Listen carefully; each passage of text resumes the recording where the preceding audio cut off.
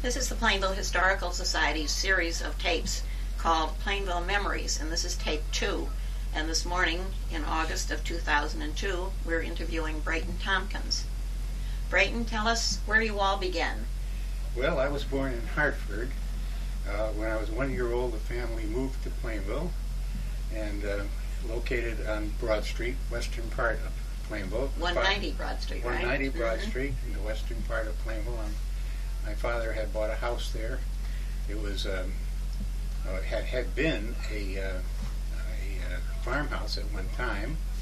It had a big barn in back of it and a great big elm tree. And I was really impressed with the size of that elm tree. And we're going to show that house in a minute, but the first picture we've got up here is a little boy feeding the chickens, so evidently you were into all the little critters around the house. Yes, we had the chickens, we had other different animals.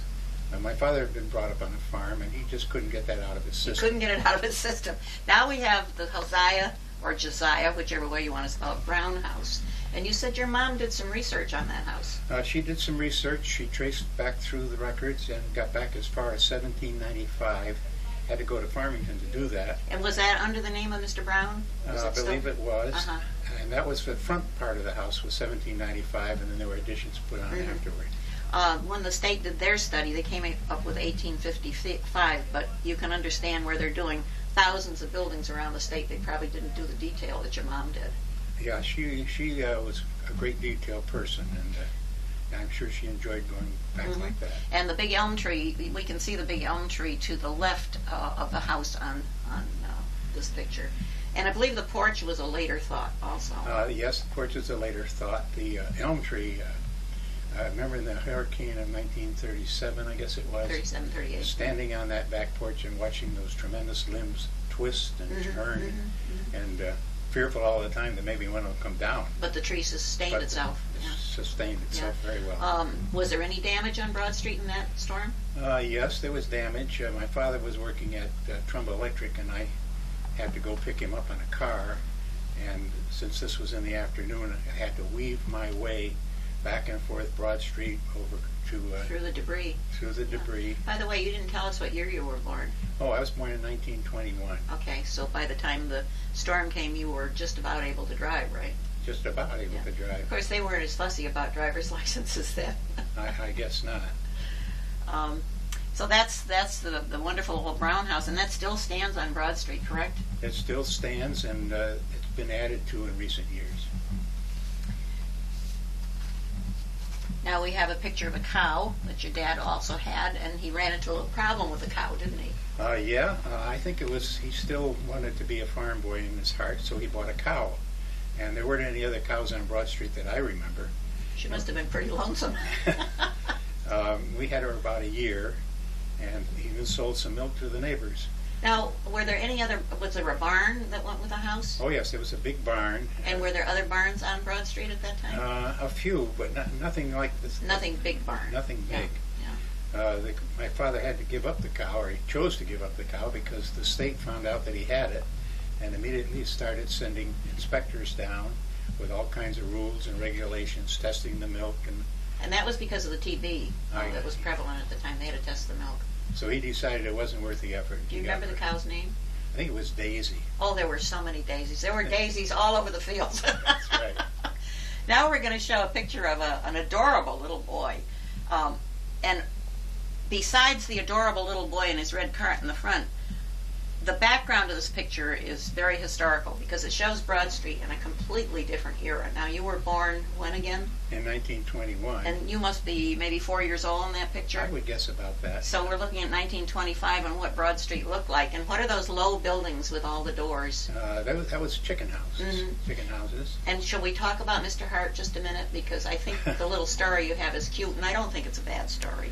Well, a Mr. Hart lived at the house in back of the chicken houses there, and he was a very thin man, hard-working thin man. Really, really thin. Really, really thin, and somehow or other he picked up the nickname Sliver, and I thought that was kind of cute, but I was pretty young and didn't know any better, so one day I was playing out in the yard, and Mr. Hart was working in his garden, and I decided to yell over to him, "Hey, Sliver Hart, how are you? Sliver Hart." Well, Sliver didn't take to that too well, And he started over toward me, and I ran up in the house.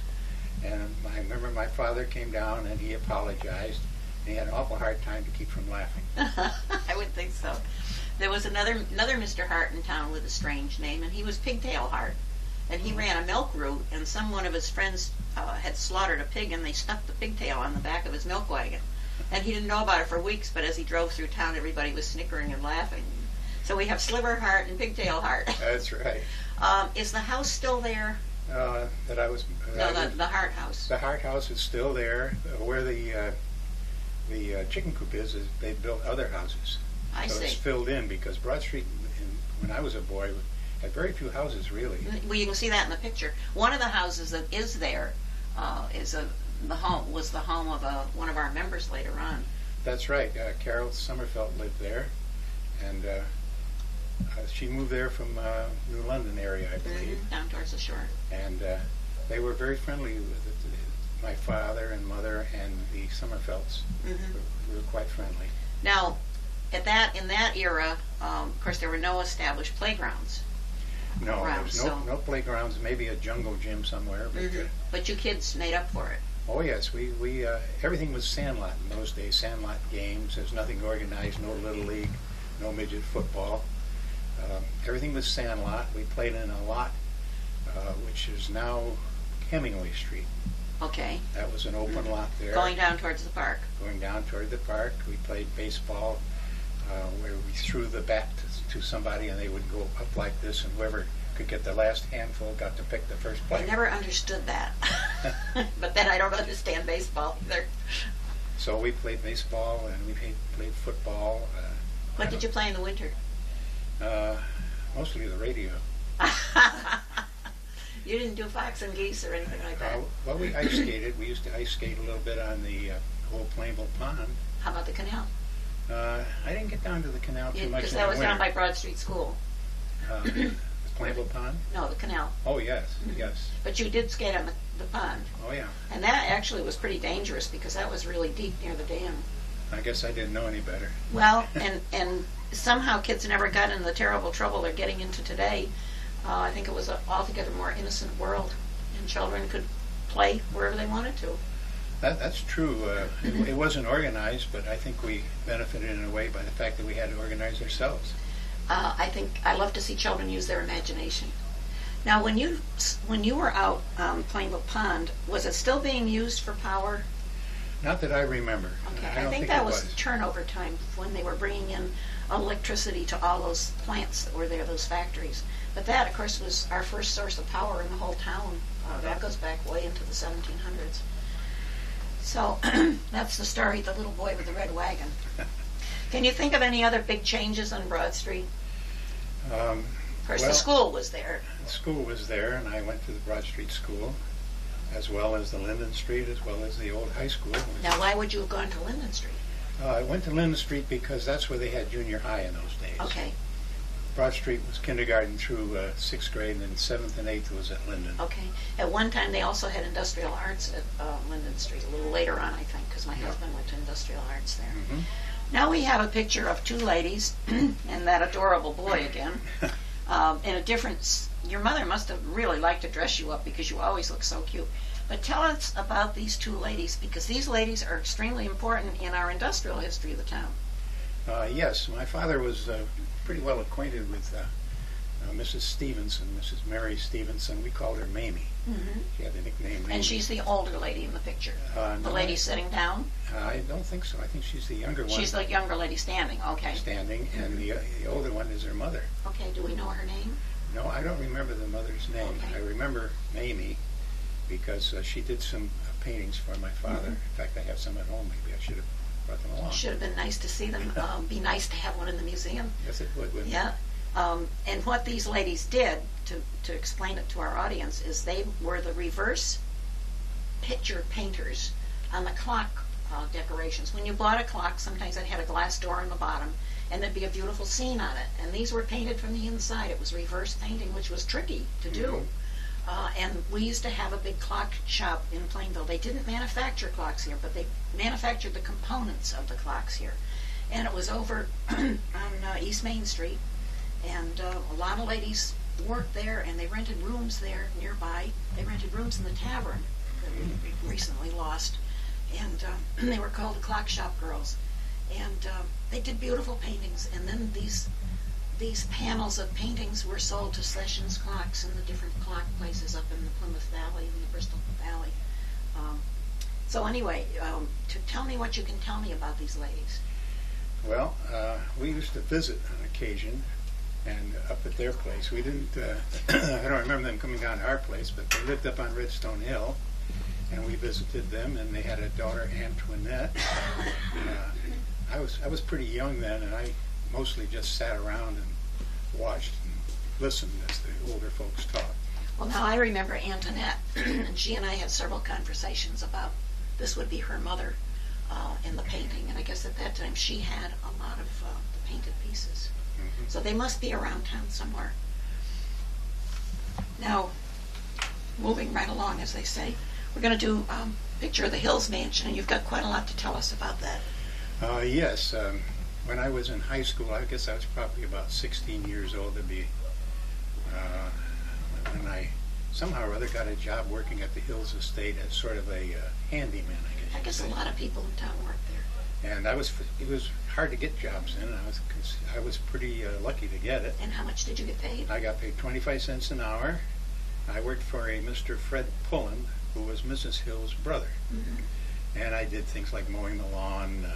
Now we're talking about Lula Hills. Lula Hills. The right. little tiny lady. She was a little tiny lady, and I remember her because she insisted on paying me personally. Mm-hmm.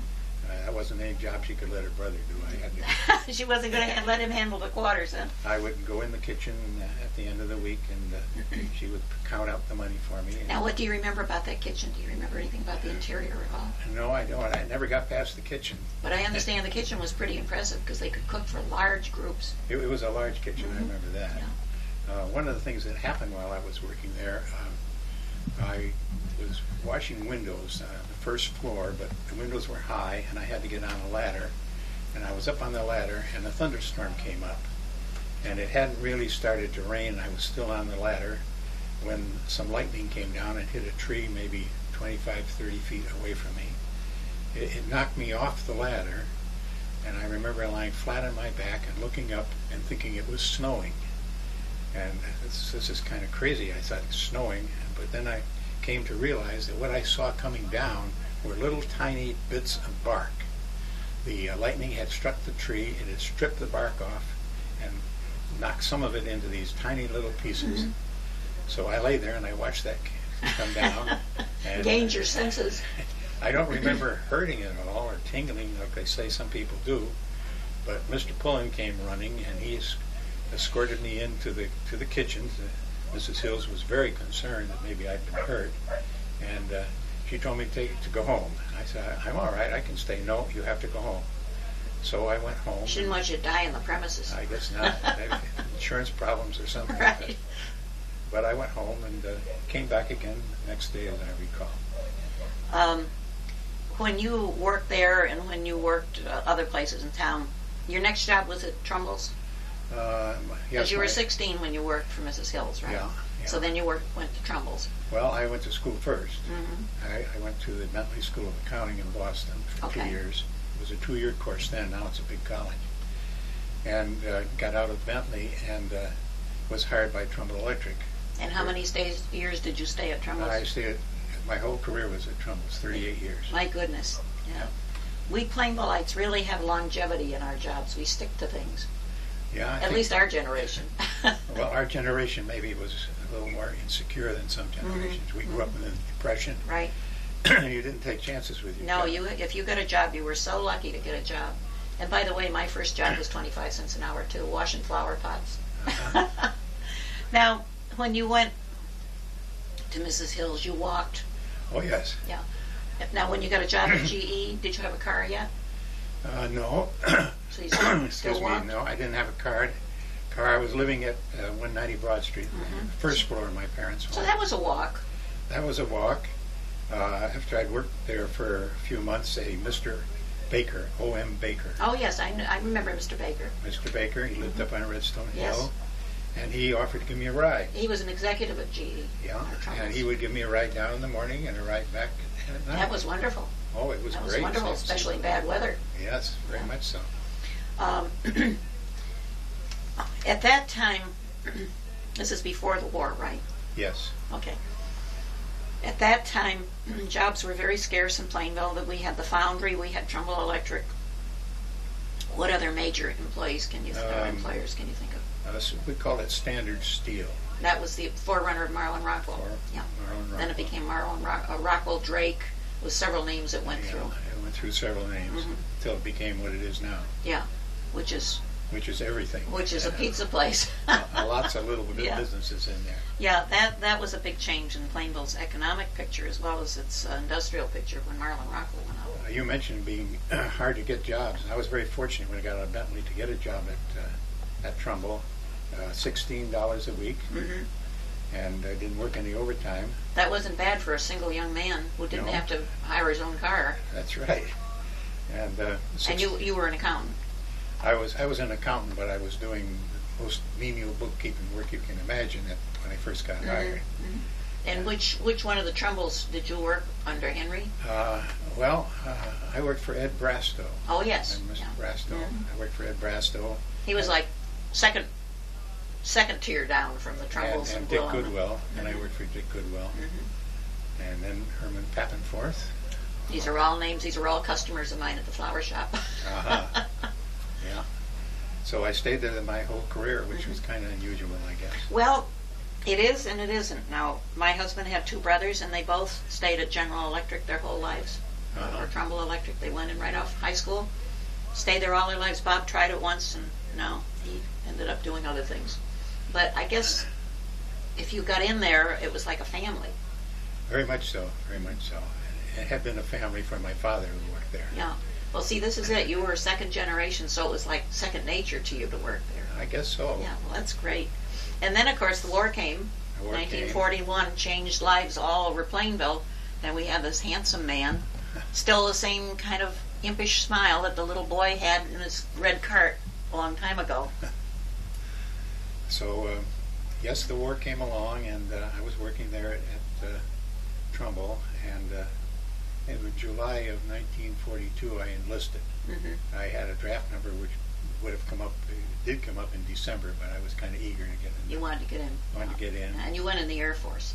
And I wound up in the Air Force. They called it the Air Corps then. Air Corps, the Army Air Corps. Yeah. And what did you do? Well, I went into Fort Devens and was shipped down to Miami Beach in August, which was very, very hot for basic training. Similar to the weather we're having in August 2002, Very much right? so. 8 days of over 90 degrees. Oh, well, we drilled on golf courses. Oh, my goodness. And it was warm. And then I was sent to Scottsfield, Illinois, which is about 25 miles east of St. Louis. And I was what they call permanent party there. It was really a radio school where they trained radio operators. And what does permanent party mean? Permanent party means you're based there. Okay. It was a radio school, but I wasn't a student. I was like of the caretaker group. And I stayed there for about 2.5 years, and then I was shipped overseas to India.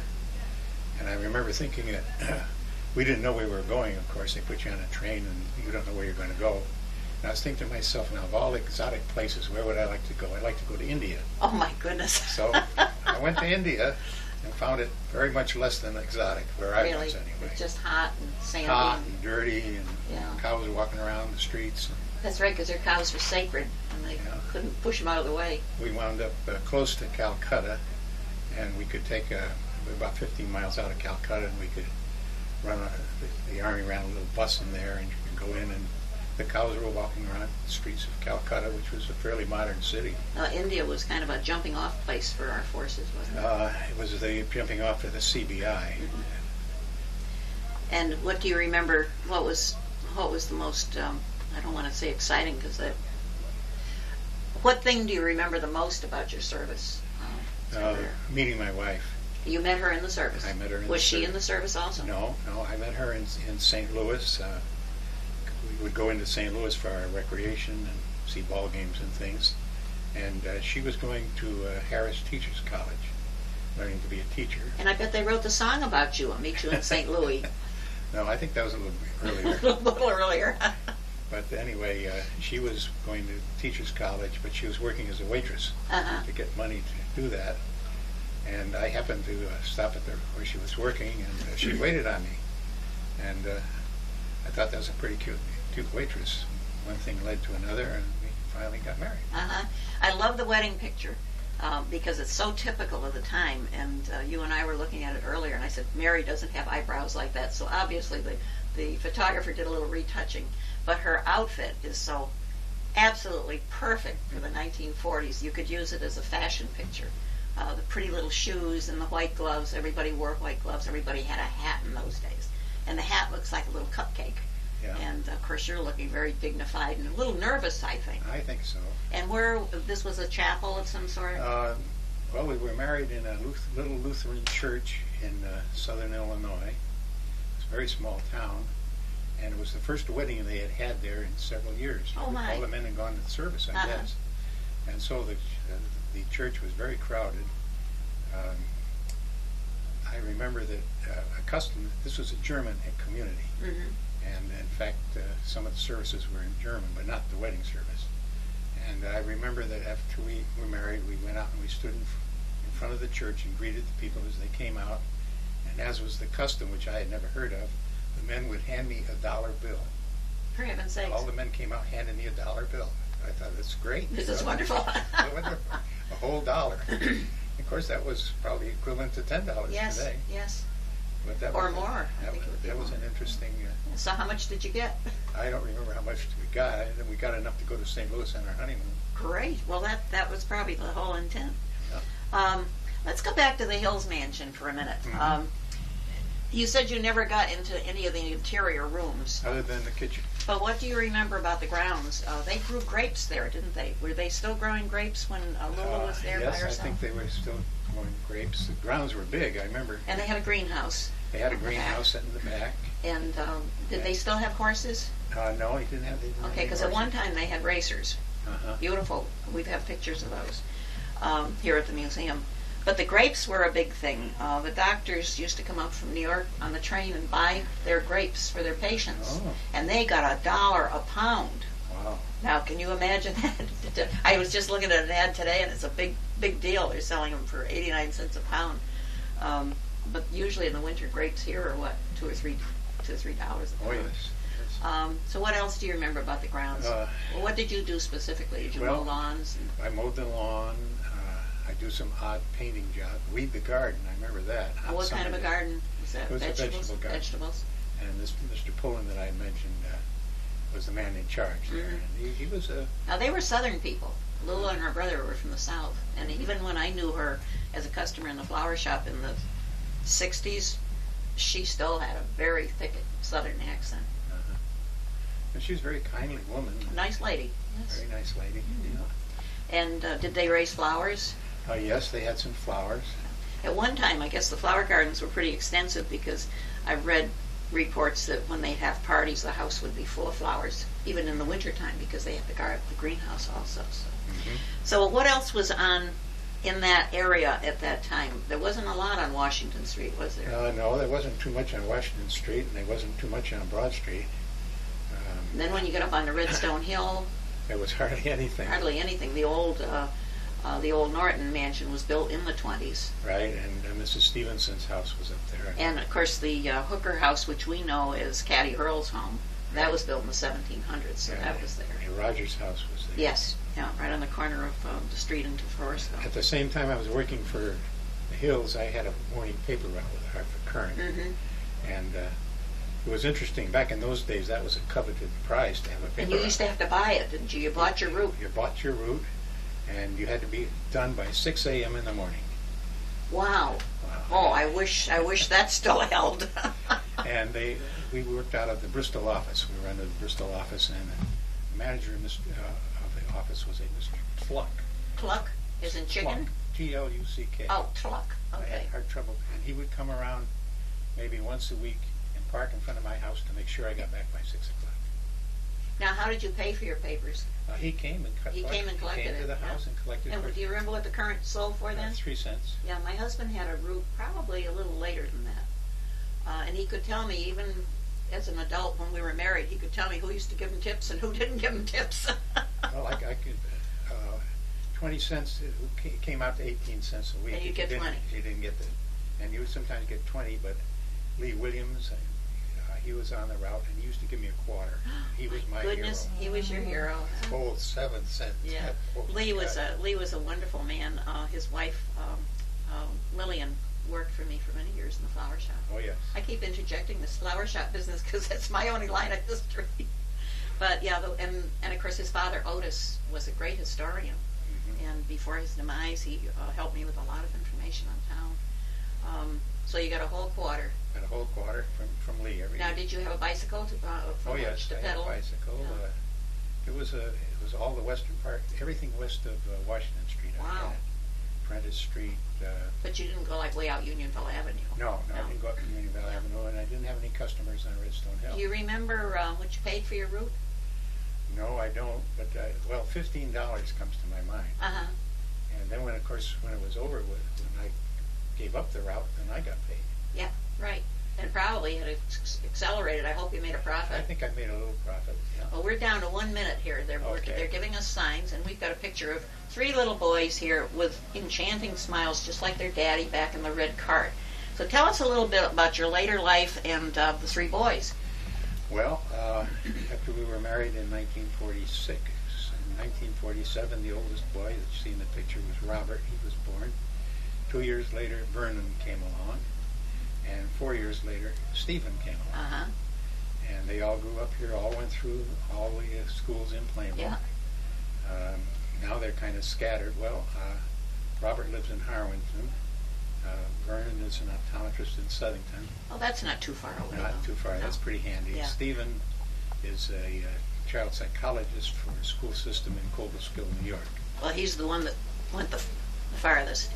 He was the roamer all his life. Really? After Isn't he it got- funny how they work out like that? After he got out of high school, he lived in Tucson, Arizona, Seattle, Washington, Portland, Oregon, near St. Louis, but finally settled down. So Plainville's been a pretty nice little town to spend your life in, hasn't it? I think it's been a wonderful town. It's been a cross-section of nationalities Yeah. And friendly. and friendly. Friendly, yeah. It was a caring town. I kind of liked it better before there were traffic lights and stop signs. I'm with you. Those were the good old days. Well, Brayton, thank you so much. You've given us a wonderful insight into one man's life in a little town with all the facts and figures of your family. And thank you very much for being with us this morning on a My hot pleasure. morning.